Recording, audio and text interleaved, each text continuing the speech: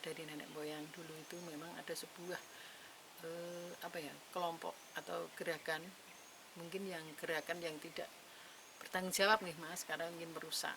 Nah, keadaan di Wonosati ini waktu rusak itu memang masyarakat itu sangat tidak nyaman, bahkan siang malam itu sangat gelisah dengan keadaan yang ada di hutan Wonosati.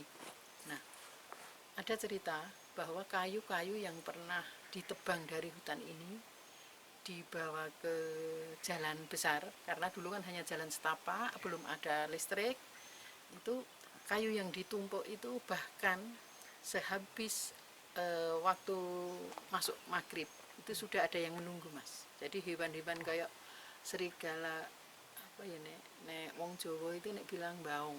Nah, anjing hutan ya Mas, apa itu kayak gitu. Itu setiap malam nungguin itu banyak itu Mas. Nah, di waktu adzan subuh itu sudah nggak ada, satu pun tidak ada. Nah, di waktu malam mau maghrib itu sudah datang untuk menunggu kayu yang ditumpuk itu. Nah, karena mitos-mitos yang sering terjadi di hutan Wonosati inilah yang menjadikan masyarakat dengan patuh dengan larangan-larangan yang ada di hutan Wonosati, takut dengan hukum adat yang berlaku di hutan Wonosati ini.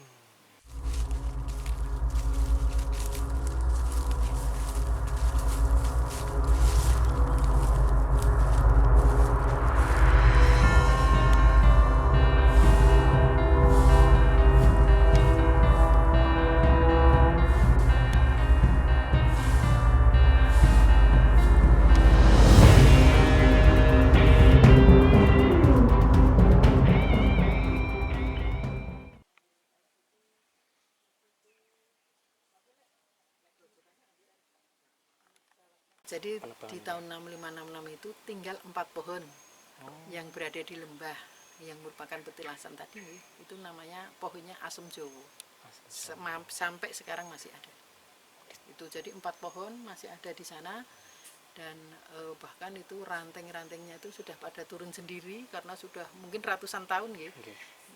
Itu pun masyarakat tidak ada yang berani untuk mengambil atau memakai kain itu, tetap hanya dibiarkan untuk ditumpuk di samping-samping biar membusuk di situ. Karena salah satu dulu itu dari Garwa Sulir Brawijaya kelima, yaitu Ibu Roro Resmi dengan 2 anaknya Kiai Onggeluco dan Gading Mas, itu mendirikan padepokan di hutan Wonosati di Lembah Ngenuman tepatnya, dan beliau itu dulu mengajarkan masyarakat dengan masyarakat, karena masyarakat itu kan dulu masih bodoh sekali ya masih. Nah itu diajarkan untuk pertanian, terus membuat kesaktian badan itu loh Mas. Jadi beliau itu mendirikan padepokan di situ, dan beliau itu tidak meninggal tapi hilang dengan raganya di dalam hutan ini. Mukso ya. Muksa. Dan dulu pun kecil saya sudah merasakan Mas. Jadi setiap mau ada sadranan, itu beliau itu kayak keluar. Ada yang tahu gitu loh, keluar gitu simbah itu. Tapi simbah di sini itu mendidik bagus. Kalau orang-orang yang bertujuan jelek atau misalnya ada pencurian dan itu mesti ketemu kalau di sini untuk ngumpet di sini tuh bingung mereka.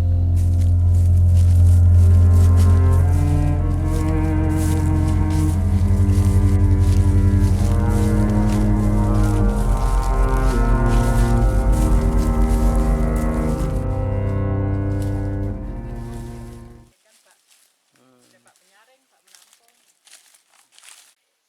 Mau ngambil sini dari sini. Aturan-aturan yang disampaikan dari beliau Kiai Onggeluco dulu sebelum Muksa itu, satu adalah dilarang berbuat asusila di dalam hutan, dilarang membuang air besar atau air kecil di dalam hutan. Kemudian yang sangat penting ini dilarang menebang bahkan memakai kayu apapun yang hasil dari hutan.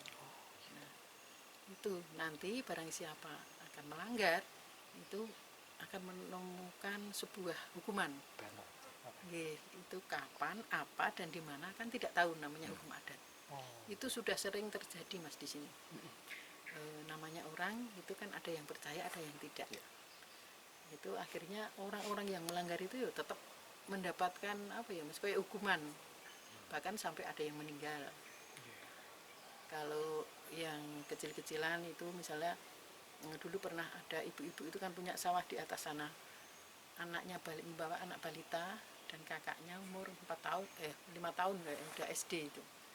Nah, itu anaknya buang air besar. Tahu-tahu ada tawon datang satu, tawon gung. Nah itu sama anaknya kan ditampek itu. Nah akhirnya beribu-ribu tahun itu mengeroyok ketiga ibu, anak terus balita satu. Sampai turun itu, sampai ada yang ngumpet di rumah yang sana, Mbah Saryo di kamar mandi tetap ditungguin di atasnya. Ibunya lari ke depan rumah saya, tapi masih jalan setapak nih Mas. Turun itu sampai celana sini habis loh Mas, karena nggak bisa jalan, cuma ngesot. Nah akhirnya yang balita itu terus diambil dari salah satu penjaga Mbah Soekarto itu, Mbah Soekarto Bagong itu, ngambil anak balitanya dilarikan ke puskesmas, kemudian ibunya itu dibawa ke RSUD. Tapi alhamdulillah masih bisa tertolong ketiga-tiganya. Tapi yang SD tadi kan disengati mata yang bagian retina ini, sampai sekarang ciri itu meletek putih itu loh Mas.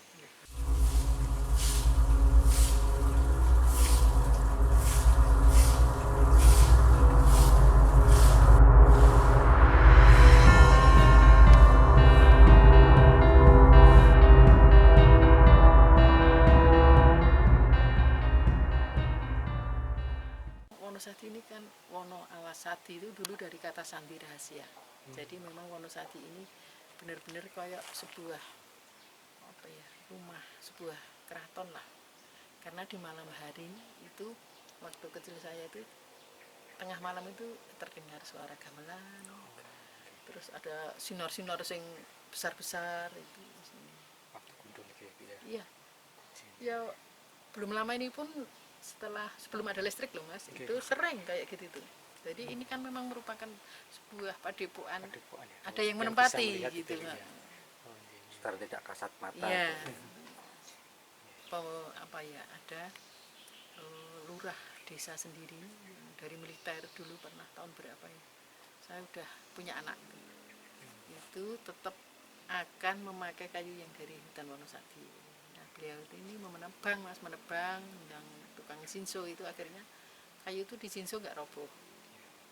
Nah kemudian beliau setelah dari hutan Wonosadi ini merasa kayak diikuti orang tua yang berjubah, mengikuti bapak itu terus.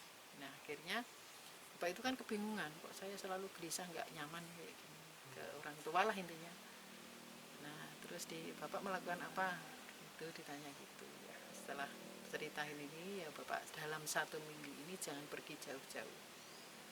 Diperingatkan seperti itu. Nah kan nggak percaya juga. Nah bapaknya itu hanya mau pergi ke Wonosari itu lewat Karangmojo, lewat Wilatik, sampai di Wilatik itu kan berdua sama anak muda, sama anak Karangturun. Yang diboncengin itu tetap masih bonceng, tapi bapak lurahnya itu koprol udah meninggal di situ Mas. Itu yang paling mengerikan itu Mas, cerita terakhir itu ya saya sudah tahu. Banyak masih ada lagi yang kami petakan untuk garis merah nggak boleh dilalui itu sana yang di petilasan tadi sing arah lor kulon itu ada sebuah ular besar yang sudah bersarang di situ. Gede banget Mas.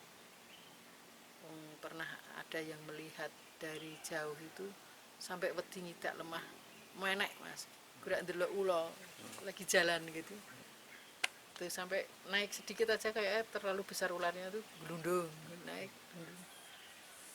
Tapi selagi kita tidak mengganggu ya tidak akan diganggu. Itu dipetakan itu karena di situ ada satwa berbahaya ya, artinya ya. Itu nggak boleh sembarangan orang masuk. Makanya seperti anak-anak mahasiswa itu kan kami anjurkan untuk nggak mau naik ke atas ya kita harus pakai pendamping. Harus ada pemandu. Ya.